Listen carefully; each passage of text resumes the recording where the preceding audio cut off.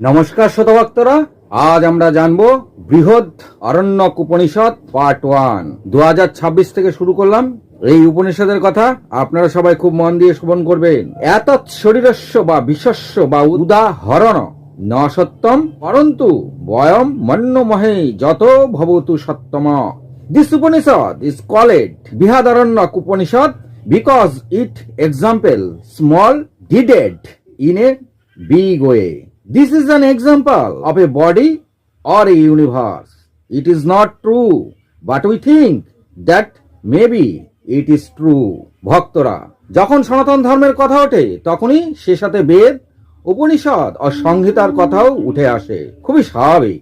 সনাতন ধর্মের মূল হলো এই বেদ বা উপনিষদ।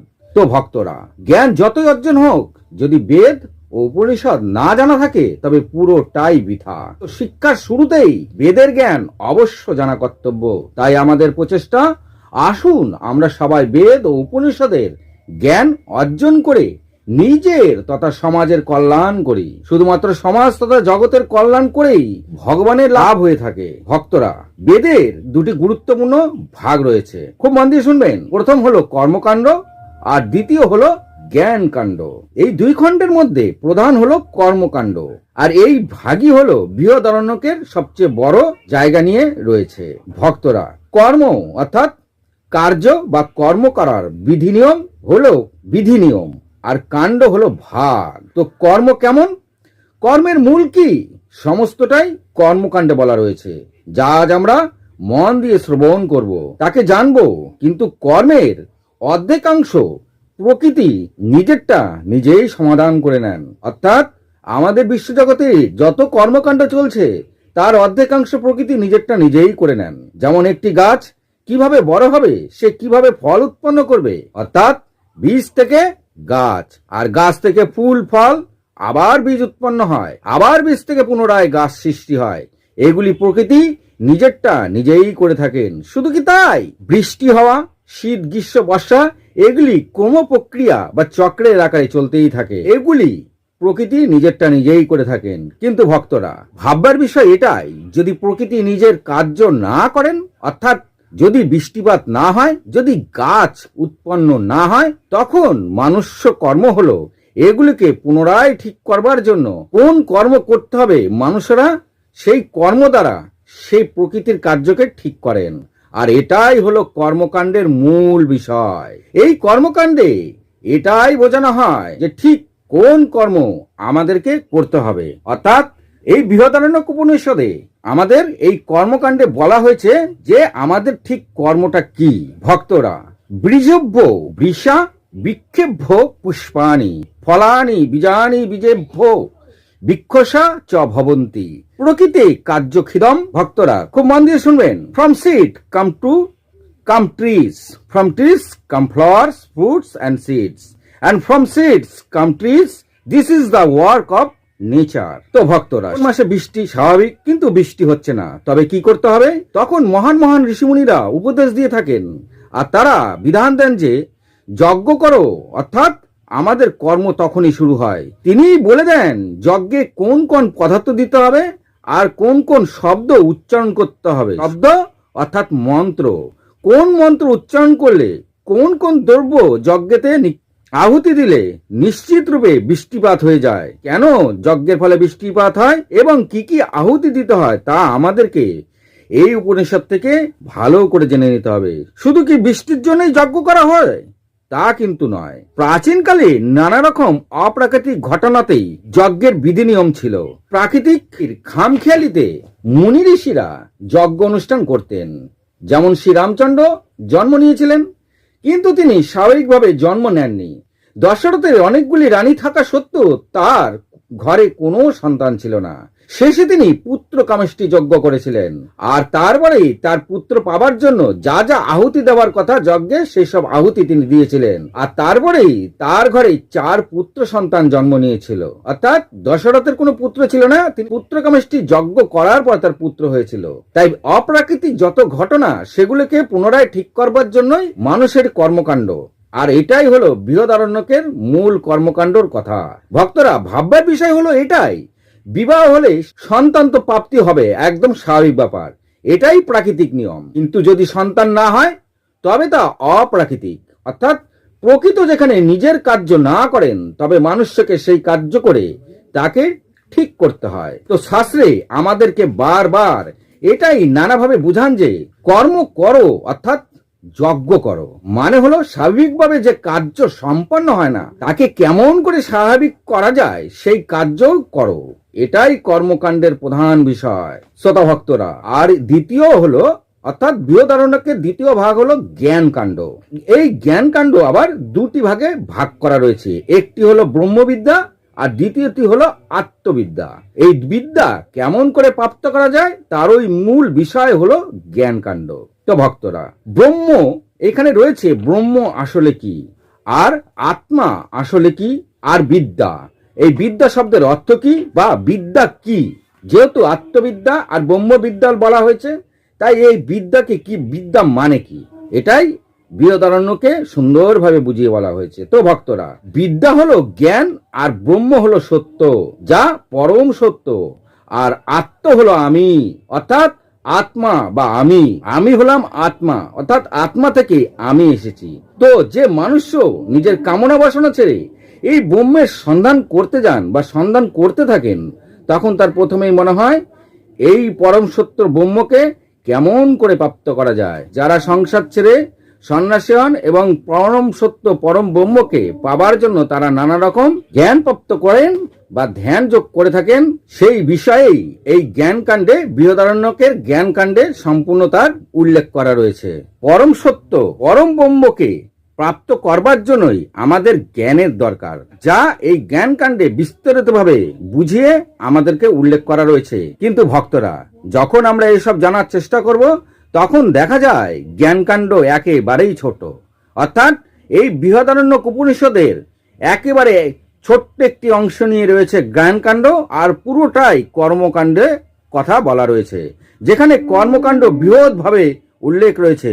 তবে এমনটি কেন, এরকম প্রশ্ন আমাদের মনে কিন্তু উকি দেবে যে পুরো বৃহদারণ্যকের প্রায় পুরোটাই কর্মকাণ্ডের কথাই বলা রয়েছে, কিন্তু জ্ঞানকাণ্ডের কথা একেবারেই অল্প একটু কথা রয়েছে। তবে প্রথমেই আমাদের জানতে হবে যে কার্য প্রকৃতি স্বাভাবিকভাবে করছে না, তাকে ঠিক করার জন্যই কর্ম করতে হয়, এটাই কর্মকাণ্ডের মূল বিষয়। তবে আরেকটা প্রশ্ন, প্রকৃতি তো নিজের কার্য যখন ঠিক মতো না করে, অর্থাৎ প্রকৃতির কোনো সমস্যা, এটা তার ব্যাপার, আমি কেন ঠিক করতে যাব, এরকম প্রশ্ন আমাদের মনে আসে।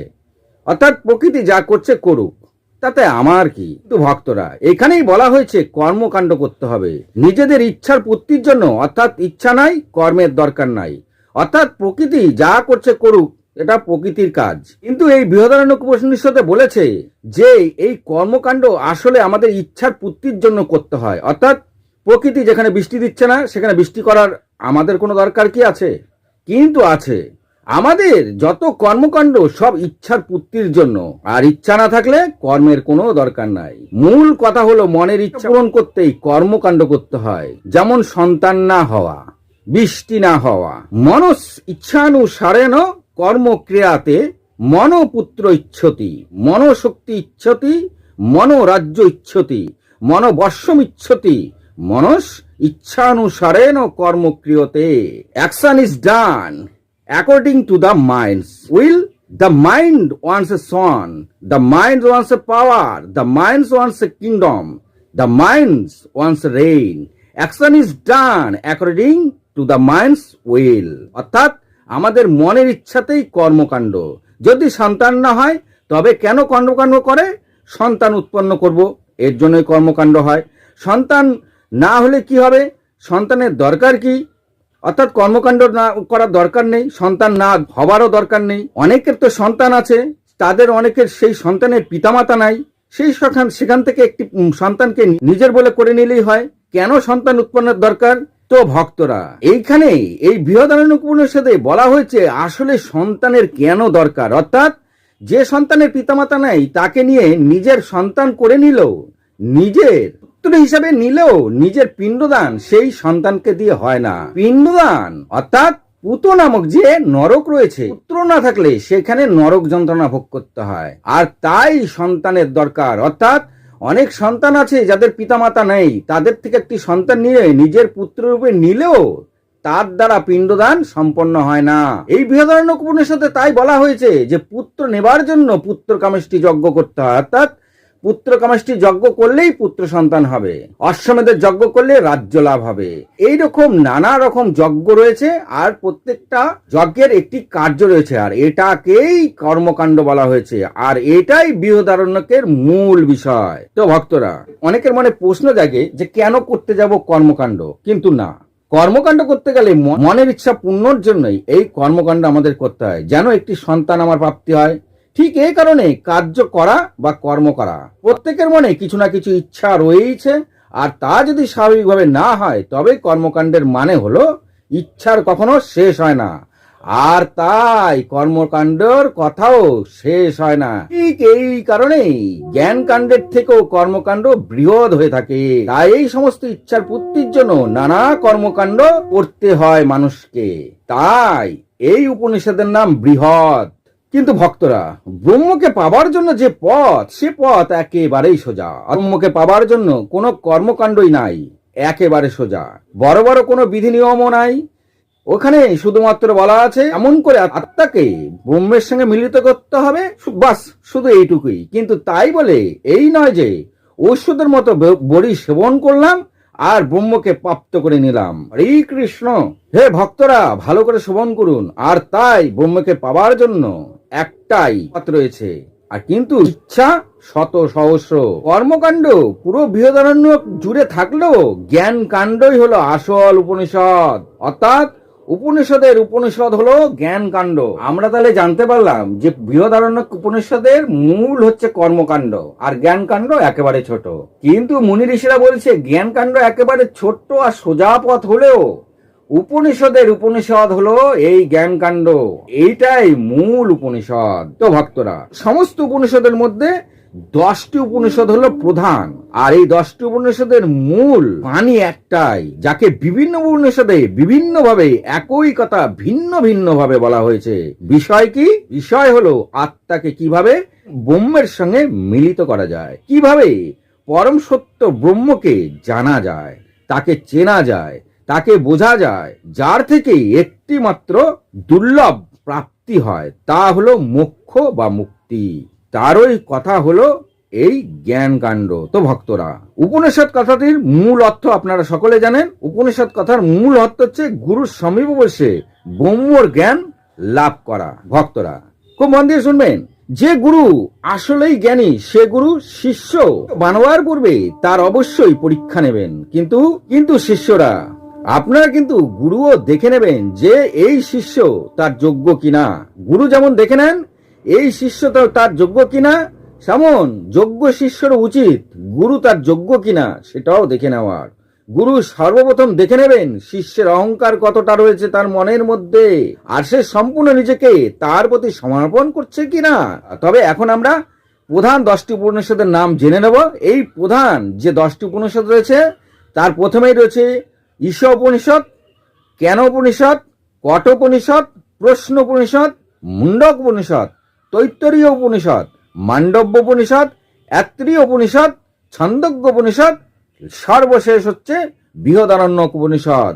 ভক্তরা, সমস্ত উপনিষদের মুখ্য ধারা সেটাই হলো আধ্যাত্মিক কথা, মূল কথা পরম ব্রহ্ম পরমাত্মাকে জানা। আর এই পরম ব্রহ্মর কাছে যাবার যে পথ, সেই পথ কি করে চলতে হবে তারই বিভিন্ন মার্গ বা উদাহরণস্বরূপ একই কথা ভিন্ন ভিন্ন ভাবে ভিন্ন ভিন্ন উপনিষদে দেয়া রয়েছে।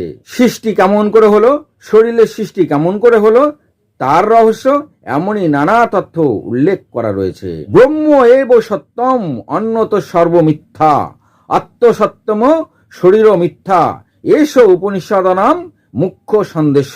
ভক্তরা, মন দিয়ে শুনবেন, Brahma is the only truth, all else the false. The soul is true, the body is false. This is the main message of the Upanishad. এই বৃহদারণ্যক উপনিষদ সমস্ত উপনিষদ থেকে বড়, আর কর্মকাণ্ড আরো বড়, তাই এই উপনিষদ হলো বৃহৎ। আর অরণ্যক শব্দের অর্থ হলো বন বা অরণ্য, অর্থাৎ যে বনে গুরুর সামনে বসে ব্রহ্মাণ্ডকে জানার যে চেনার বা বোঝার বা মোক্ষ বা মুক্তির যে পথ গুরুদেব যেমন ভাবে আদেশ করে থাকেন, আর গুরুর প্রতি সম্পূর্ণ সমর্পিত হয়ে তার সেই বাণী শ্রবণ করেন, এটাই হলো আত্মজ্ঞান বা জ্ঞান প্রাপ্তি করা। তো শ্রোতা ভক্তরা, আজ এ পর্যন্তই। যদি ভালো লাগে একটি লাইক, একটি সাবস্ক্রাইব করে দেবেন। আপনারা একটি কমেন্ট করলে আরো 10টি হিন্দুর কাছে পৌঁছে যাবে, এই কথাটি আরো 10টি হিন্দু জানতে পারবে। ভালো থাকুন, সুস্থ থাকুন, নমস্কার।